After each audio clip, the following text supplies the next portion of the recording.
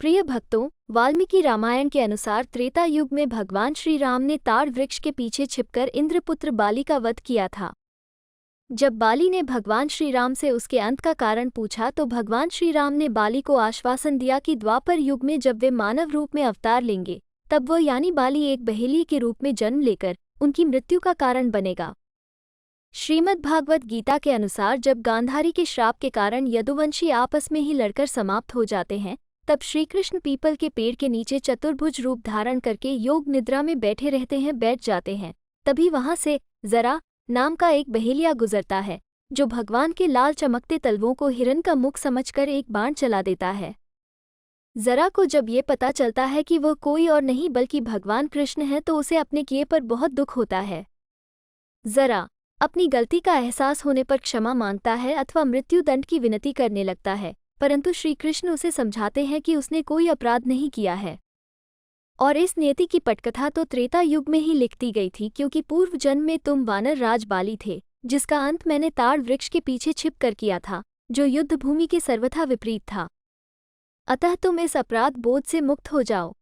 जरा दुखी मन से घायल श्री कृष्ण को वहीं छोड़कर चला जाता है और कुछ समय बाद श्री कृष्ण मानव रूपी नश्वर देह का त्याग करके परमानंद के साथ स्वधाम के लिए प्रस्थान करते हैं। जब पांडवों को इस बात का पता चला तो वे सभी एकत्र हुए और भगवान श्री कृष्ण का अंतिम संस्कार करते हैं। उस अग्नि में शरीर तो जल जाता है लेकिन भगवान श्री कृष्ण का हृदय नहीं जल पाता है। ये देखकर पांडव भगवान श्री कृष्ण के हृदय को एक लट्ठे पर बांधकर समुद्र में प्रवाहित कर देते हैं, जो बहते हुए पुरी के समुद्र तट पर पहुंच जाता है। उस समय मालवा राज्य में इंद्रद्युम्न नाम के एक राजा हुआ करते थे जिसकी राजधानी अवंतीपुर थी। वो स्वयं भगवान विष्णु के बहुत बड़े भक्त थे। वे सदैव भगवान विष्णु के दर्शन करना चाहते थे। एक रात राजा इंद्रद्युम्न के स्वप्न में श्रीहरि विष्णु आकर उन्हें दर्शन देते हैं और कहते हैं, हे राजन, तुम पुरी के समुद्र तट पर जाओ, तुम्हें वहां लकड़ी का तैरता हुआ लट्ठा मिलेगा, उसे लाकर तुम भव्य मूर्ति का निर्माण करवाओ। राजा इंद्रद्युम्न भगवान विष्णु के स्वप्न आदेश का पालन करते हुए पुरी के समुद्र तट पर पहुंचते हैं, जहां उन्हें एक भारी लकड़ी का लट्ठा तैरता हुआ दिखाई देता है, जिसके साथ उनको एक कपड़े से बंधा हुआ हृदय मिलता है।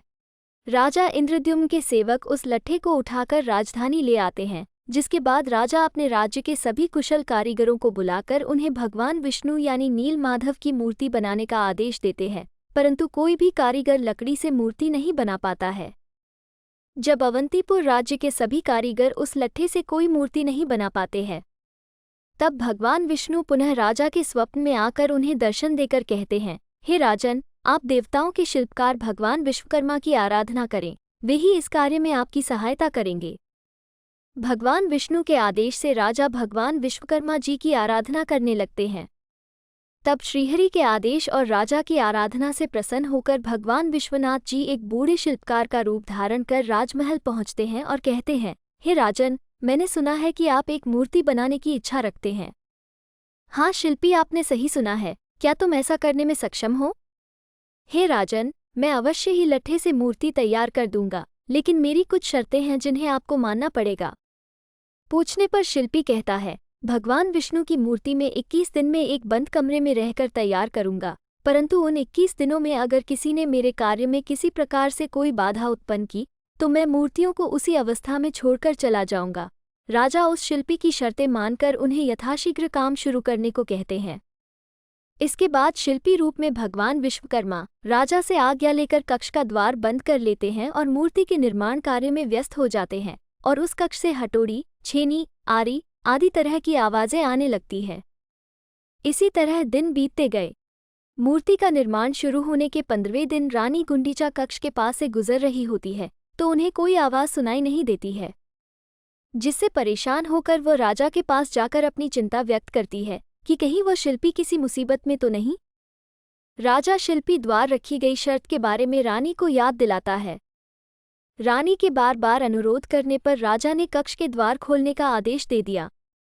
द्वार खुलते ही भगवान विश्वकर्मा हृदय को मूर्ति के भीतर स्थापित कर कक्ष से अंतर्धान हो जाते हैं और वे अपने पीछे 3 अर्धनिर्मित मूर्तियां छोड़ जाते हैं। राजा इंद्रद्युम्न को अपने किए पर बहुत दुख होता है कि उन्होंने भगवान विश्वकर्मा की आज्ञा नहीं मानी और दिया हुआ वचन पूरा नहीं किया।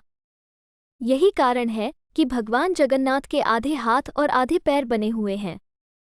जब राजा बनी हुई मूर्तियों के समीप जाते हैं तो उन्हें श्री कृष्ण की मूर्ति से हृदय की धड़कन की ध्वनि सुनाई देती है, जिससे ये ज्ञात हो जाता है कि भगवान की इस मूर्ति के भीतर श्री कृष्ण का हृदय निवास करता है। भगवान विष्णु की इच्छा मानकर उन मूर्तियों की स्थापना की गई जो आज भगवान जगन्नाथ धाम के नाम से प्रसिद्ध हैं। प्रिय भक्तों, आपको बता दें कि आज भी जगन्नाथ मंदिर के गर्भगृह में भगवान जगन्नाथ, बलभद्र और सुभद्रा की मूर्तियां एक साथ स्थापित है, जिन्हें हर 12 साल में बदला जाता है, जिसे नवकलेवर कहा जाता है।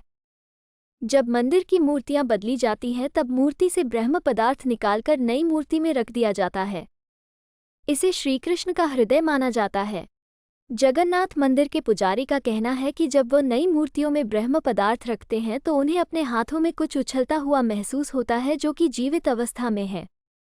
ये भी माना जाता है कि इस ब्रह्म पदार्थ को देखने वाले की मृत्यु हो जाती है, इसीलिए मूर्ति बदलते समय पुजारी की आंखों पर कपड़ा बांध दिया जाता है और हाथों में दस्ताने पहना दिए जाते हैं। पूरे शहर की बिजली काट दी जाती है। प्रिय भक्तों, हर वर्ष भगवान जगन्नाथ, बलभद्र और सुभद्रा की रथ यात्रा का आयोजन बड़े ही धूमधाम से किया जाता है, जिसे देखने के लिए देश ही नहीं बल्कि दुनिया के कोने कोने से भक्तों की भीड़ उमड़ती है। अगर आपको यह वीडियो पसंद आया तो वीडियो को लाइक करें और हमारे चैनल को सब्सक्राइब करें।